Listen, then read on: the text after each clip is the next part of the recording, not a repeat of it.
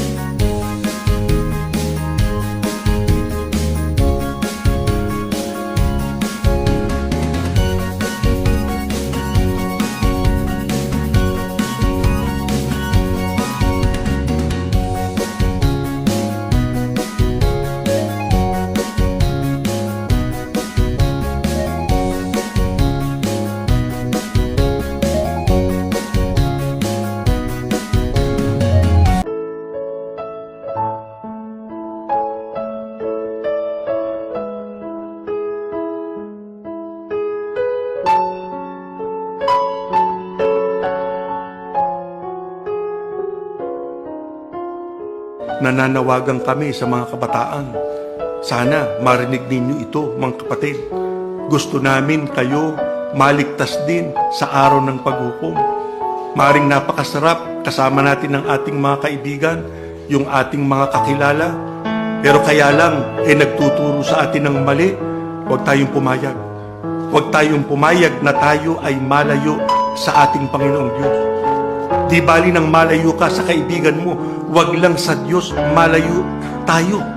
Kasi ano ang ating magiging kinabukasan? Paano matutupad yung plano ng Diyos sa ating buhay na napakaganda? Ang gusto ng Diyos, maging mabuti ang kinabukasan natin, maging mabuti ang ating pag-asa.